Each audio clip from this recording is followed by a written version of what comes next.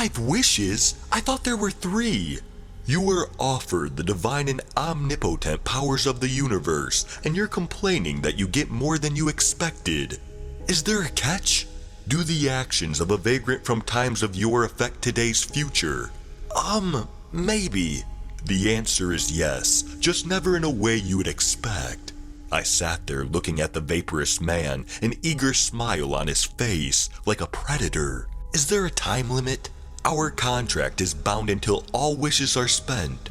Or death. The thoughts rushed in my mind. Riches, power, world peace. But how can I get it safely? Alright, I decided my first wish. His eyes flared with excitement. I continued on. I wish for complete lasting financial security that's non-corrupt and will not cause me any physical harm. With a snap of his fingers, he just said, "As you wished it, so it will be done."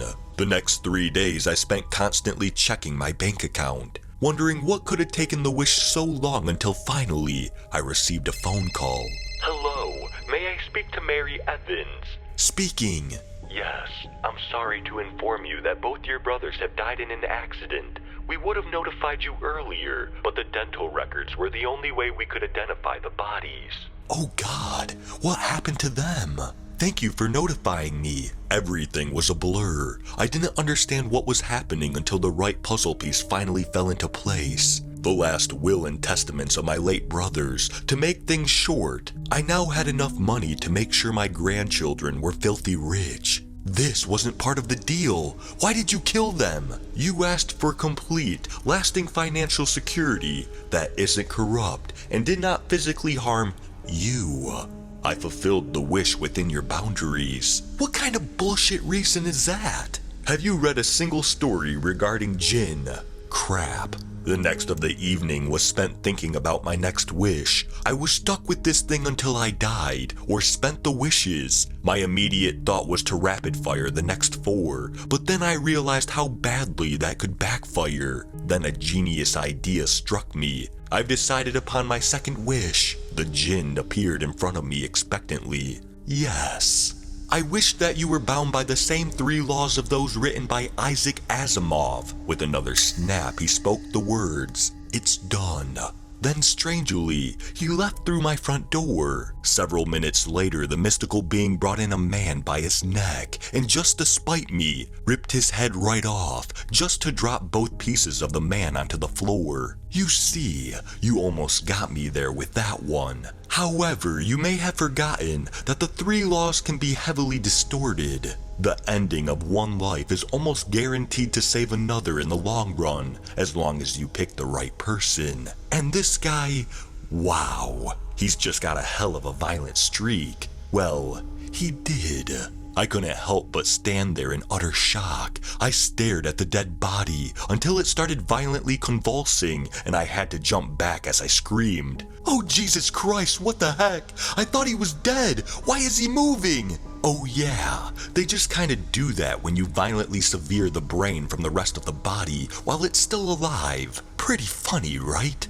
Get it out of my apartment! It's gonna cost you a wish. Why would it cost a wish? You were the one that brought it here in the first place. Any of my abilities, supernatural otherwise, constitute the cost of a wish. It's basically in the rule book, kid. A rule book would really be useful, honestly. Can I have one? No.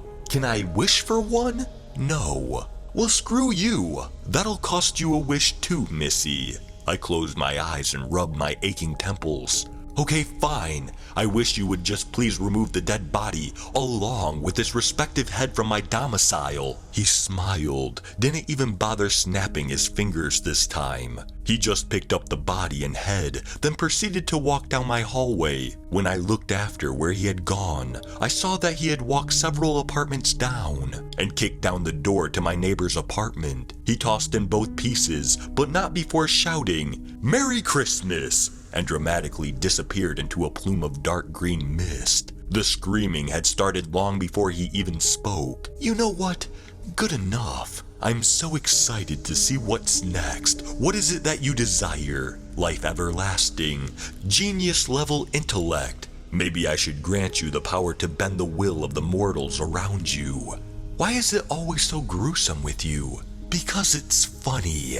Murder? I'm 27,000 years old. I get bored. The more time I spent of ways thinking to outsmart him, the more I realized how much it would backfire. So I decided on my fourth wish. Wonderful. What is it? I wish for you to bring back the people you've killed. A look of genius shock took to his face for about a second until it was replaced with a wicked grin. Party time, was all he said before he snapped his fingers. The air changed, the earth shook, and the program on my TV was replaced by an emergency broadcast. Please no, were the words that escaped my lips before I looked over at the screen to confirm my suspicions. The woman from the screen spoke. That's right, hundreds of thousands of bodies from around the world are rising from their graves. How many people did you kill? I genuinely have no idea. I've made a lot of contracts. Did I just cause the apocalypse?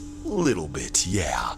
Is there any fixing this? Not really. I mean, there's a couple of ways, but you already know those don't have pretty endings. All I could do was stand there and watch. I saw the screen display massive armies of the undead. Of course, by now I know we can't have anything nice, so all of them were maliciously attacking any living person in sight. The anchor kept talking, but the words became a buzz. Eventually the words slipped out of my mouth.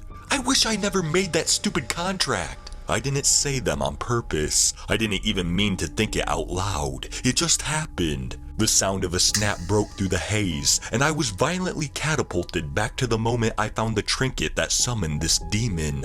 I may be cursed with the memory, but at least that's all he stuck me with. Don't mess with the supernatural. It's way more trouble than it's worth.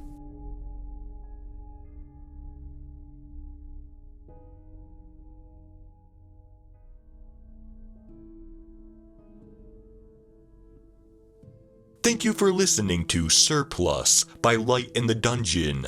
If you enjoyed this story, please leave a like. And if you enjoy hearing stories from me, please subscribe and become a resident of Hill Street and let me know how I'm doing in the comments. And I hope all of you have a fantastic night.